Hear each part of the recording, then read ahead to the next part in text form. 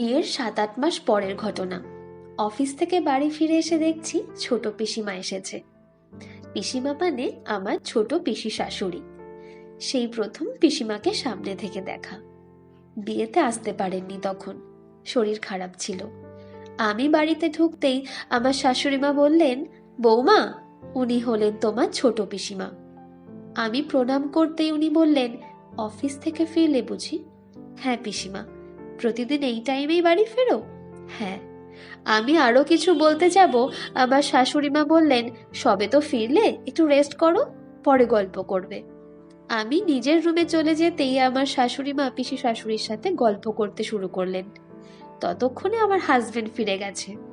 ও আমার থেকে ঘন্টাখানেক আগেই ফেরে। আমি ফ্রেশ হয়ে একটু রেস্ট করি, তারপর আমার হাজবেন্ড 1 কাপ চা আমাকে নিয়ে এসে দেয়। প্রতিদিন এটাই ওর রুটিন। ও ফিরলে আমার শাশুড়িমা তখন চা করে দেয় ওকে। আমি যেহেতু পরে ফিরি, তাই আমাকে চাটা ওই করে দেয়। চা করে যখন আমার জন্য নিয়ে আসছিল, পিসিমার চোখে পড়ে এই ব্যাপারটা। তখন কিচ্ছু বলেননি উনি। ঘটনাটা ঘটলো আরো একটু পরে। রাতের রান্নাটা আমরাই করি। আমরা মানে আমি আর আমার হাজবেন্ড। তরকারি বলতে সেদিন ছিল পনিরের তরকারি আর ছোলার ডাল। সেটা তখন রান্না হয়ে গেছে। লুচি হবে। আমার হাজবেন্ড লুচি বেলে দিচ্ছে আর আমি ভাজছি একটা একটা করে। সেই মুহূর্তেই পিসিমা রান্নাঘরে। এই দৃশ্য দেখে চোখ বড় বড় করে বলে, হ্যাঁ রে অর্ক, বিয়ে করে তো মেয়েলি কাজ অনেক শিখে নিয়েছিস। বউকে চা করে খাওয়ানো, বউকে রান্নার কাজে হেল্প করা। অফিস থেকে ফিরে তো রেস্ট পাস না একটুও। বউ বললে তো শুনতেই হবে, যতই হোক চাকরি করা বউ তো। কথাটা শুনে খুব খারাপ লাগলো। আমার হাজবেন্ড কিছু উত্তর দেওয়ার আগেই দেখি আমার শাশুড়ি মা পিছনে এসে দাঁড়িয়ে পিসি শাশুড়িকে বললেন, আরে কি যে বলো ছোটদি, বৌমা ওকে কাজ করতে বলবে কেন? ওগুলো তো সব আমিই ঠিক করে দিয়েছি। অফিস থেকে তো বাবু একা ফেরে না, বৌমাও ফেরে। রেস্ট তো দুজনেরই পাওয়া দরকার।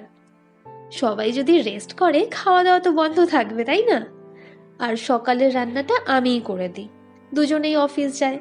তোমার দাদা আর আমি এমনিতেই ভোরে উঠি। দুজনে মর্নিং ওয়াক সেরে এসে আমি রান্নাটা বসিয়ে দিই। তোমার দাদা তখন হাতে নাতে হেল্প করে দেয়। কাজের আবার মেয়েলি বলে কিছু আছে নাকি?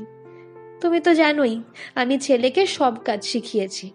তোমার দাদাও তখন কত কাজ করে দিত, এখনো তাই দেয়।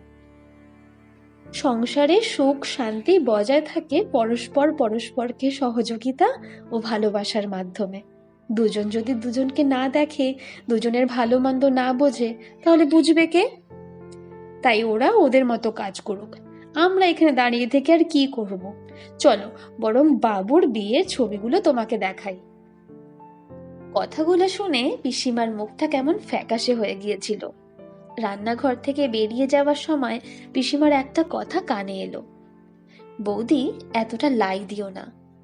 আশকারা পেয়ে গেলে মাথায় চড়ে বসবে। নিজের ছেলের কথাটাও ভাবো।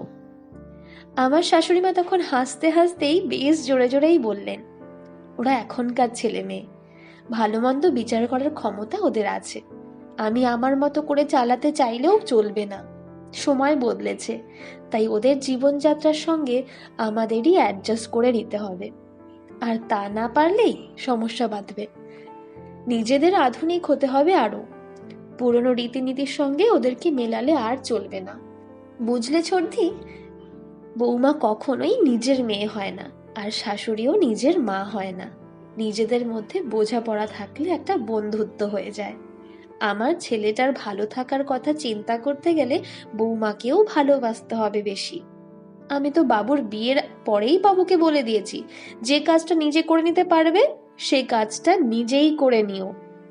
বউ এসেছে মানে বউয়ের ওপর হুকুম করে পায়ের ওপর পা তুলে বসে খাবে, সেটা চলবে না। বুঝতে হবে তোমার বউ কিন্তু তার সব কিছু ছেড়ে তোমার কাছে এসেছে। তুমি কিন্তু যাওনি, তাই তোমাকেই সহযোগিতা করতে হবে, তোমাকেই অ্যাডজাস্ট করতে হবে বেশি। আজ 5 বছর হলো এই বোঝাপড়ার মধ্যে দিয়েই সবকিছু চলছে। না আছে ঝামেলা, না আছে অশান্তি। ব্যালেন্সটা শিখতে হয়, তার জন্য লাগে উন্নত মন আর উন্নত মনের মানুষ। সেই উন্নত মানসিকতার সংস্পর্শে থাকলে সংসার সুখের হবেই।